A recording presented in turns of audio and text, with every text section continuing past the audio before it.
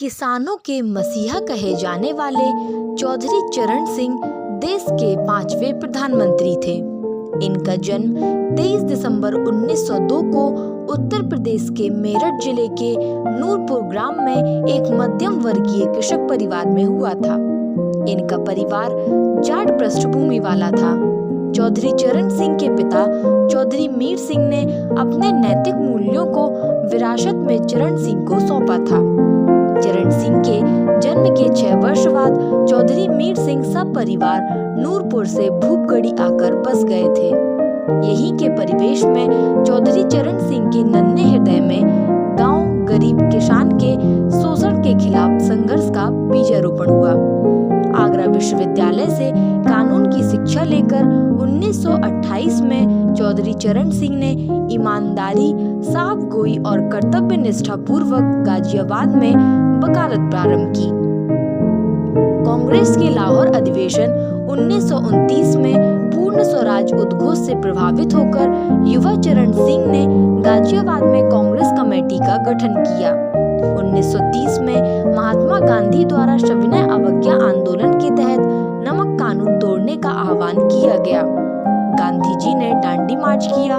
आजादी के दीवाने चरण सिंह ने गाजियाबाद की सीमा पर बहने वाली हिंडन नदी पर नमक बनाया।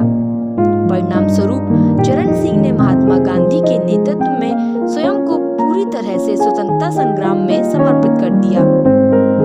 1940 में व्यक्तिगत सत्याग्रह में भी चरण सिंह गिरफ्तार हुए। फिर अक्टूबर 1941 में मुक्त किए गए। सारे देश में इस समय असंतोष व्याप्त था। महात्मा गांधी ने करो या मरो का आह्वान किया। अंग्रेजों भारत छोड़ो की आवाज सारे भारत में गूंजने लगी। 9 अगस्त 1942 को अगस्त क्रांति के माहौल में युवक चरण सिंह ने भूमिगत होकर गाजियाबाद, हापुड़, मेरठ, मवाना, सरथना, बुलंदशहर के गांवों में गुप्त क्रांतिकारी संगठन तैयार किया। मेरठ कमिश्नरी में युवा चरण सिंह ने क्रांतिकारी साथियों के साथ मिलकर ब्रिटानिया हुकूमत को बार बार चुनौती दी। मेरठ प्रशासन ने चरण सिंह को देखते ही गोली मारने का आदेश दे रखा था। एक तरफ पुलिस चरण सिंह की टोह लेती थी, वहीं दूसरी तरफ युवक चरण सिंह जनता के बीच सभाएं करके निकल जाते थे। आखिरकार पुलिस ने एक दिन चरण सिंह को गिरफ्तार कर लिया। जेल में ही चौधरी चरण सिंह की लिखित पुस्तक शिष्टाचार भारतीय संस्कृति और समाज के शिष्टाचार के नियमों का एक बहुमूल्य दस्तावेज है।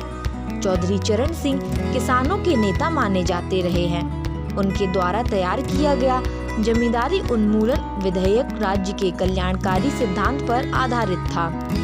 1 जुलाई 1952 को यूपी में उनके बदौलत जमींदारी प्रथा का उन्मूलन हुआ और गरीबों को अधिकार मिला। 17 अप्रैल 1967 को उत्तर प्रदेश के मुख्यमंत्री बने। 17 अप्रैल 1968 को उन्होंने मुख्यमंत्री पद से इस्तीफा दे दिया। मध्यावधि चुनाव में उन्हें अच्छी सफलता मिली और 17 फरवरी 1970 को वे मुख्यमंत्री बने। उसके बाद वो केंद्र सरकार में गृह मंत्री बने तो उन्होंने मंडल और अल्पसंख्यक आयोग की स्थापना की। 1979 में वित्त मंत्री और उप प्रधानमंत्री के रूप में राष्ट्रीय कृषि व ग्रामीण विकास बैंक की स्थापना की। 28 जुलाई 1979 को चौधरी चरण सिंह समाजवादी पार्टियों तथा कांग्रेस के सहयोग से प्रधानमंत्री बने। 29 मई 1987 को चौधरी चरण सिंह ने आखिरी सांस ली। हाल ही में चौधरी चरण सिंह को भारत रत्न देने की घोषणा की गई है।